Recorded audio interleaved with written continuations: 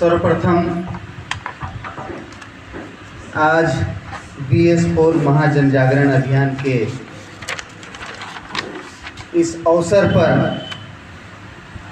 इस प्रसाल में उपस्थित मुख्य अतिथि मूल निवासी लक्ष्मण कुमार रवि, सेवानिवृत्त वन प्रमंडल पदाधिकारी, विशिष्ट अतिथि मूल निवासी अतुल यादव, पूर्व डिप्टी कमांडेंट BSF, विशिष्ट अतिथि मूल निवासी बिरजू प्रसाद मेहता, जिला अध्यक्ष राष्ट्रीय ओबीसी मोर्चा,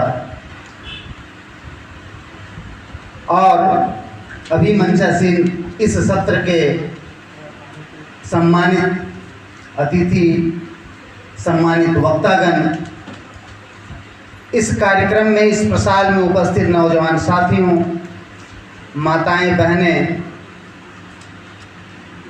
आज हजारीबाग जिले के लिए एक बहुत खास प्रायोजन है। बहुत आप सबों का बिजी शेड्यूल निकाल के आप आज इस हॉल में हैं। यह एक बहुत बड़ा ऐतिहासिक कदम है। आज दूसरे लोगों के पास समय नहीं है कि वो इस प्रकार के मीटिंग या सभा में वो अपना समय दें, लेकिन आप इस हॉल में मौजूद हैं।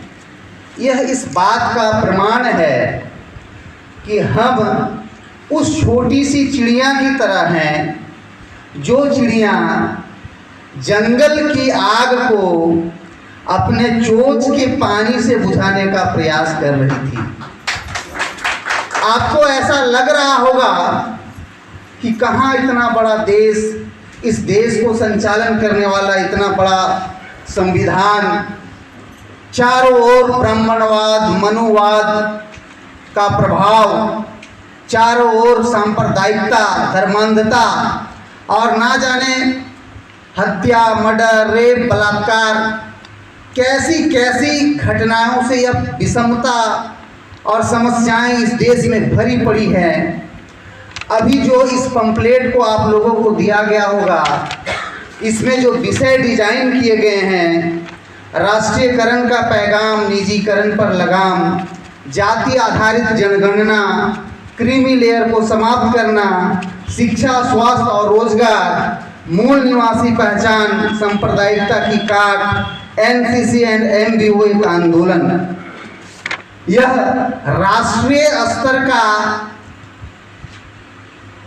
जो बामसे का राष्ट्रीय अधिवेशन, 38वां राष्ट्रीय अधिवेशन हुआ, उसमें इन विषयों पर चर्चा हुआ और इन विषयों की चर्चा हम आम जनमानस तक ले जाएं, इसी को ख्याल में रखते हुए आज यहाँ रखा गया है। चूँकि हमारा उद्देश्य व्यवस्था परिवर्तन है, तो हम एक छोटे मोटे यहाँ राशन कार्ड बनाने के लिए या प्रधानमंत्री आवास योजना बनाने के लिए या चापा नल के लिए या सड़क ढलाई करने के लिए या नाली निर्माण के लिए हम लोग नहीं बैठे हुए हैं। हम एक बहुत बड़े, हमारा विशाल उद्देश्य है व्यवस्था परिवर्तन। उस व्यवस्था परिवर्तन के लिए हम बैठे हुए हैं। तो जब हम महान कार्य के लिए बैठे हुए हैं और ये वैचारिक आंदोलन है, तो हम यहाँ संख्या हमारी कितनी है वो मायने नहीं रखती है। हम यहाँ 5 की संख्या में हैं, 8 की संख्या में है, 10 की संख्या में हैं। हम एक बहुत बड़े आंदोलन का नेतृत्व कर सकते हैं। हम एक बहुत बड़े पुरोधा हैं। जिस प्रकार से वह चिड़िया अपने चोंच से जंगल की आग को बुझाने का प्रयास कर रही थी, वही काम आज हम करने का यहाँ शुरुआत कर रहे हैं। इसलिए मैं निवेदन करूँगा कि सभी का समय कीमती है। मैं भी रात में बाहर, नौकरी है हमारी, मैं पेशे से शिक्षक हूँ, धनबाद जिले में मैं नौकरी करता हूँ। रात में मैं घर पहुँचा, अभी सुबह में तैयार होकर आना था, मैं माफ़ी नहीं मांग सका, मैं विलम्ब से आया, इसके लिए सभी से क्षमा चाहता हूँ। और मैं ज़्यादा समय नहीं लूँगा। बहुत सारा आप लोग देखे होंगे कि मैं डायरी और किताब बहुत लेके आ गया, तो मैं आपका समय ज़्यादा नहीं लूँगा। बहुत सारे वक्ता लोग भी हैं यहाँ बोलने के लिए।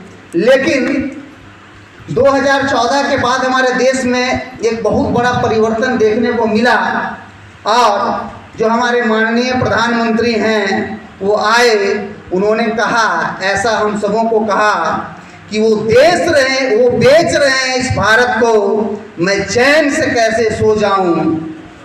वो बेच रहे हैं इस भारत को, मैं चैन से कैसे सो जाऊं। और उसके आगे वाला लाइन आप लोग याद नहीं है। है कसम मुझे इस मिट्टी की, मैं देश नहीं बिकने दूंगा। यही बोले थे, बिकने दूंगा, मैं देश नहीं बिकने दूंगा। जब अमित शाह से पूछा गया कि आप सरकार में आए तो आपने कहा था कि प्रत्येक के खाता में 15-15 लाख रुपए जाएंगे, तो बोले ये तो जुमला था, हम लोग को जब आना होता है पॉलिटिक्स में तो ये तो ऐसा बोल के आते हैं। तो उसी प्रकार से वो ये नहीं बोल रहे थे कि मैं देश नहीं बिकने दूंगा, वो बोल रहे थे कि मैं देश नहीं बचने दूंगा। और इस बात को आपको महसूस करना होगा। आज एक आम आदमी गरीबी से, महंगाई से, बेरोजगारी से इतना त्रस्त है कि जिस पे मुझे ज़्यादा बोलने की आवश्यकता नहीं है। हम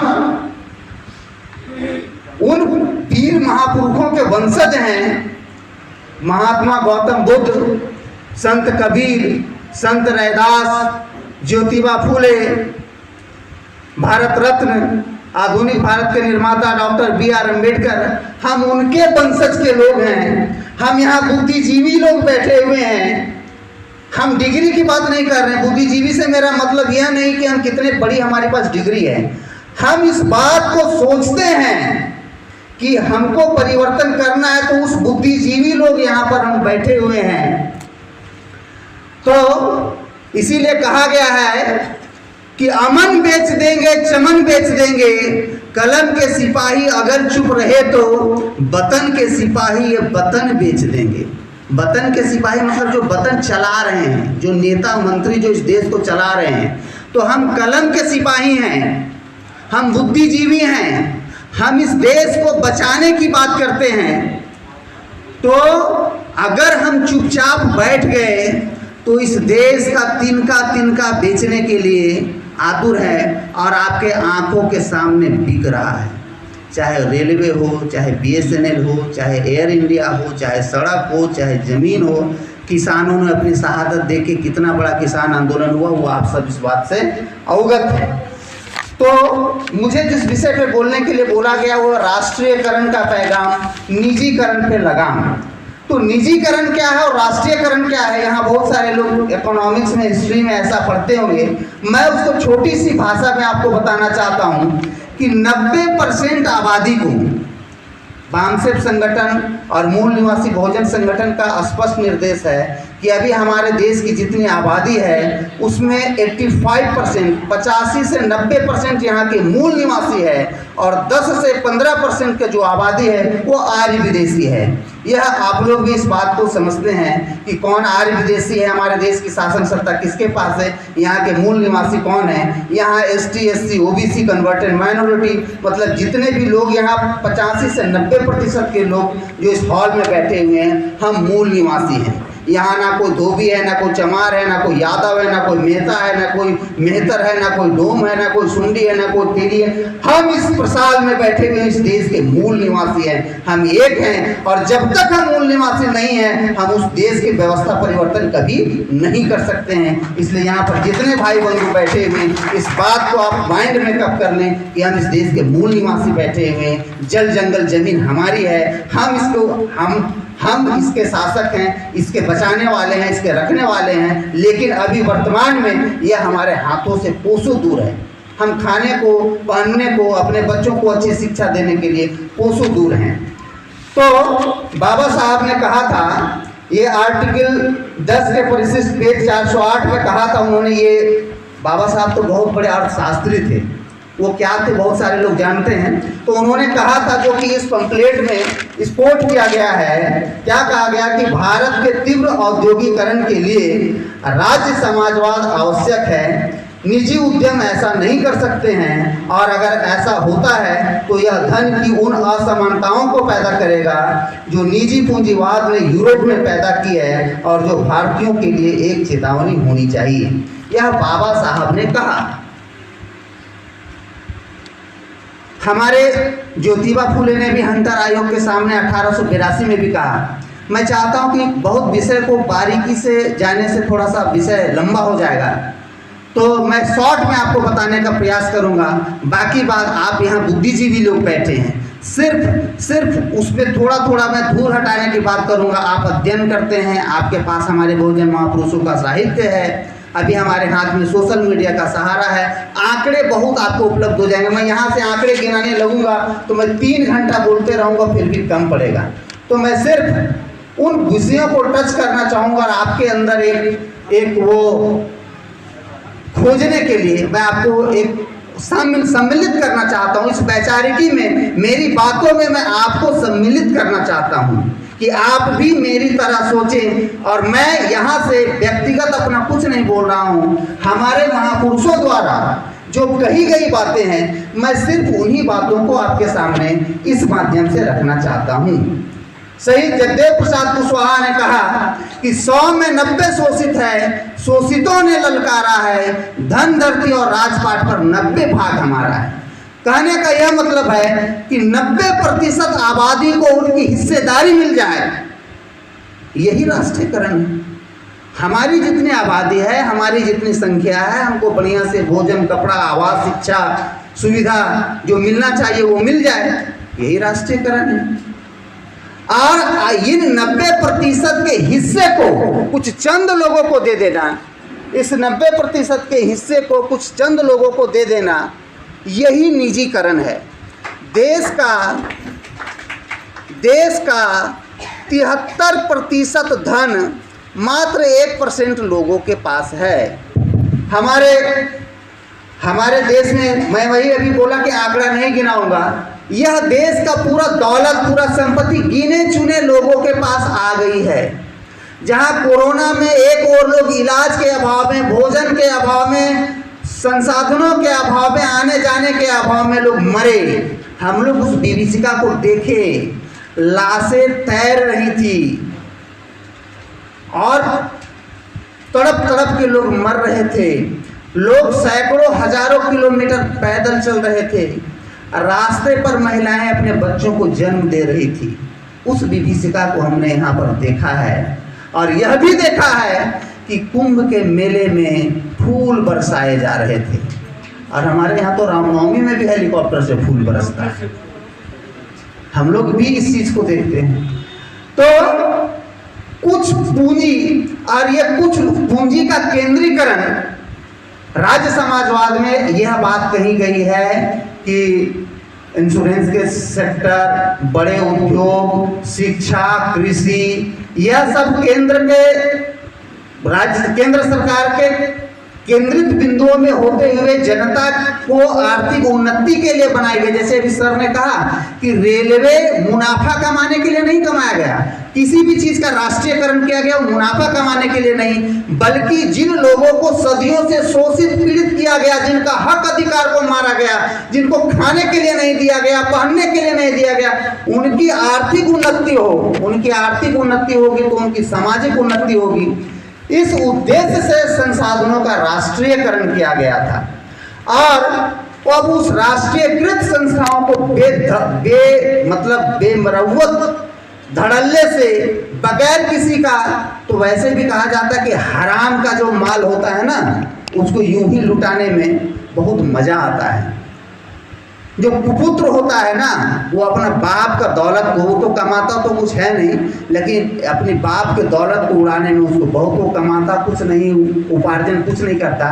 तो हमारे महापुरुषों ने, चाहे गौतम बुद्ध से हम आवे, कबीर से आवे, रैदास से आवे, ज्योतिबा फूले से आवे, बाबा साहब से आवे, मान्यवर कांसीराम तक, ये इन महापुरुषों ने हमारे देश को संजोया, पूंजी बनाई हम लोगों के लिए। आज जो भी थोड़ा बहुत हमारा सामाजिक जीवन में उन्नति हुआ, जो आज हम थोड़ा सा बढ़िया भोजन कर रहे हैं, बढ़िया कपड़ा पहन रहे हैं, हमारे लोग नौकरी में जा रहे हैं, थोड़ा सा उनकी आर्थिक स्थिति में बढ़ोतरी हुई, सामाजिक स्थिति में सुधार आया, उन पूंजी को अब हम फिर से वही, जैसे सर ने भी कहा कि गर्व से कहो, उस व्यवस्था में वो फिर से लाना चाह रहा है कि फिर हमारे हाथ में कटोरी फिर से थमा दें, और चमार का बच्चा फिर से चमड़े का काम करे, धोबी का बच्चा फिर से कपड़ा धोए, मेहतर का बच्चा फिर से लैट्रिन उठा के सर पे धोए, फिर वही व्यवस्था लाने की व्यवस्था की जा रही है। और इसीलिए निजीकरण किया जा रहा है, चंद लोगों के हाथों में इस पूरे देश को इसीलिए बेचा जा रहा है।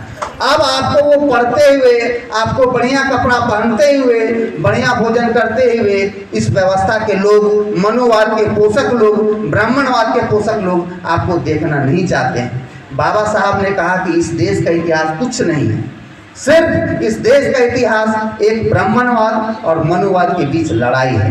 जिस प्रकार एक ओर ब्राह्मणवाद है, दूसरी ओर मनुवाद है, एक ओर मनुस्मृति है, दूसरी ओर भारतीय संविधान है, एक ओर कमेरा वर्ग है, श्रमण वर्ग है, काम करने वाला वर्ग है, और दूसरी ओर लुटेरा वर्ग है। तो इसी प्रकार से एक ओर जिधर कमेरा वर्ग है, जिधर भारतीय संविधान है, जिधर हमारे महापुरुषों की विचारधारा है, उधर राष्ट्रीयकरण है, और दूसरे ओर जो हम कह रहे हैं जिधर लुटेरा वर्ग है, जिधर मनुस्मृति है, जो विषमता के पोषक हैं, उधर वो निजीकरण वाला है। अब आपको तय करना कि हम किस ओर हैं। आपको अपने दोस्त और दुश्मन की पहचान क्लियर होनी चाहिए। आपके मन में यह संशय या भ्रम कभी नहीं होनी चाहिए। हमारे बीडी बोरकर साहब कहते हैं कि सबसे पहले आपको अपने दुश्मन की पहचान होनी चाहिए। आपको दुश्मन को पहचानना है, दुश्मन को अलग करना है। वो आपके भीड़ में रहेगा तो उस पर आप वार कैसे करिएगा? आपके भीड़ में रहेगा तो उसको मारने के लिए अपने 4 लोगों को मारना होगा, क्योंकि वो 15 हम 85 हैं। तो भीड़ में तो उसको मारना, तो अपने लोगों को कहीं को मारना होगा।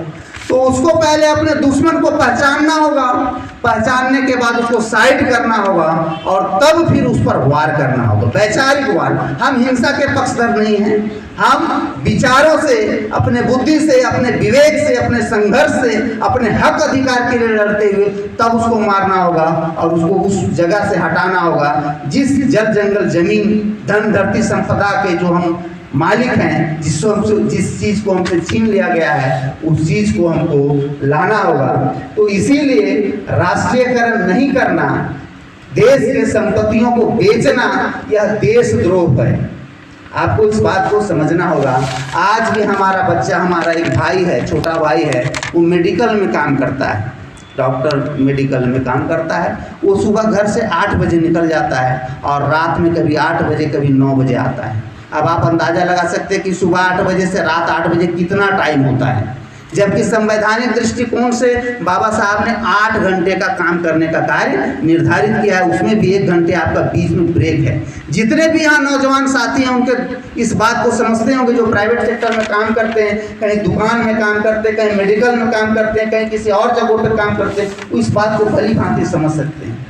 और यह तो अभी शुरू हुआ है, इसकी विभीषिका अभी, और जो निजीकरण का जो विभीषिका है अभी और देखना बाकी रह गया है।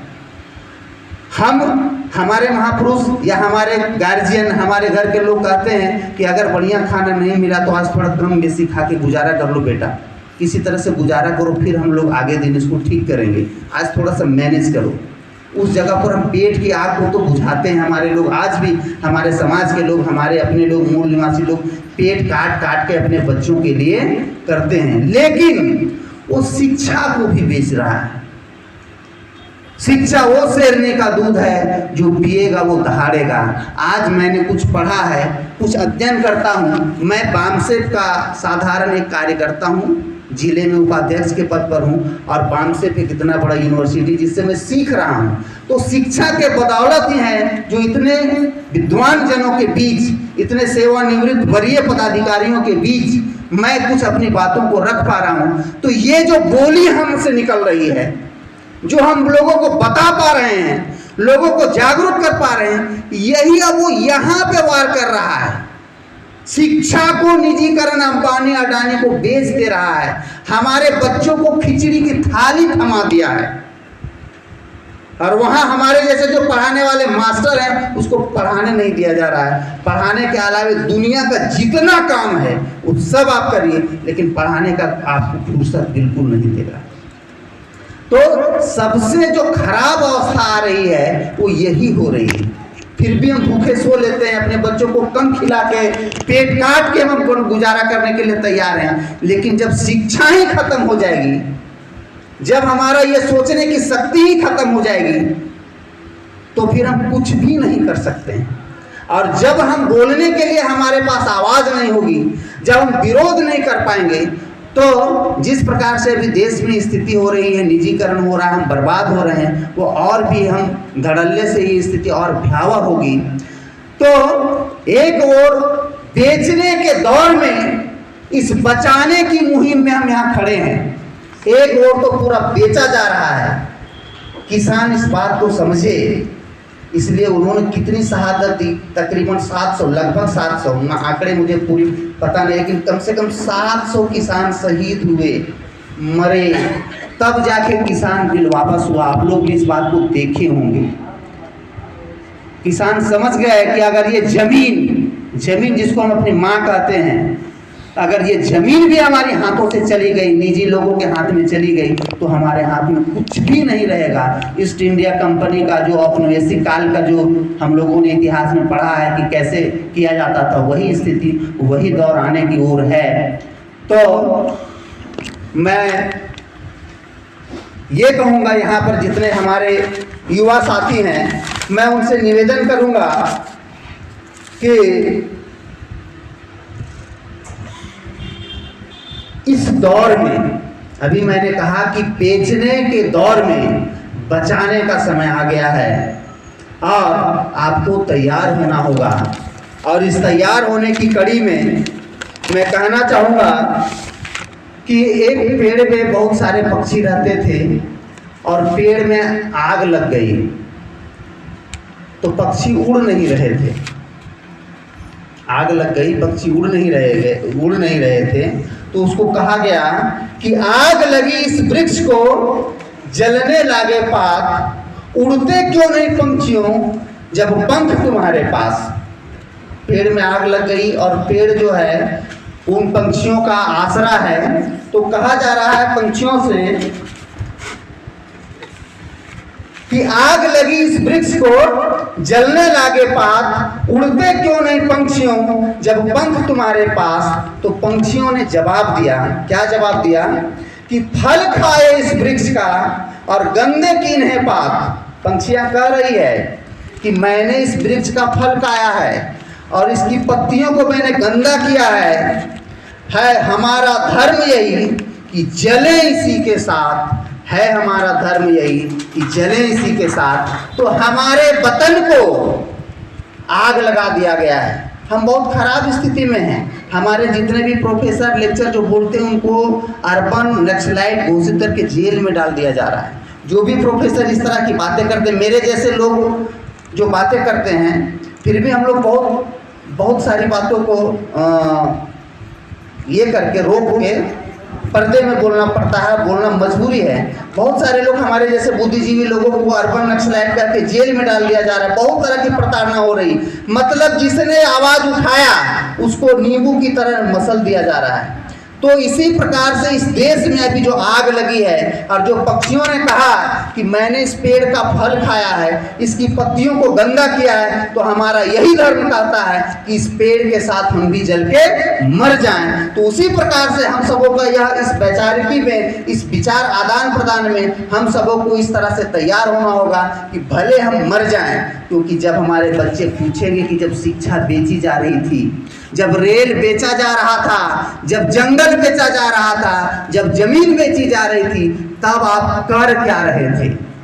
तो कम से कम उस समय हम ये सीना ठोक के कहें कि हम कम से कम हम लोग थे उस लोगों में, हम आग बुझाने वाले में से थे, आग लगाने वाले में से नहीं थे। इसलिए हम इस आग में भले जल के मर जाएं, लेकिन अंत आखिरी दम तक, जब तक हमारे शरीर में खून का एक एक कतरा रहेगा, हम अन्याय, अत्याचार, निजीकरण का विरोध करते रहेंगे। जैसे सर ने कहा कि हमारे संविधान जो समता, स्वतंत्रता, न्याय और बंधुता पर आधारित है, हम इस भारतीय संविधान को लागू कराने के लिए, कार्यान्वयन कराने के लिए हर जी जान से लगाएंगे, क्योंकि जब तक संविधान है तब तक हम हैं। बाबा साहब ने कहा कि ये मत सोचो कि मैं मर गया, क्योंकि जब तक तुम्हारे पास यह संविधान है, अगर आप इस संविधान को बचा लेते हैं, समझो कि मैं जीवित हूँ। तो यह हम लोगों ने इस कार्य को पीड़ा उठाया है, है। इस प्रसाल में जितने भी लोग मौजूद हैं, हमको इसको बचाना है। जब तक ये भारतीय संविधान बचेगा,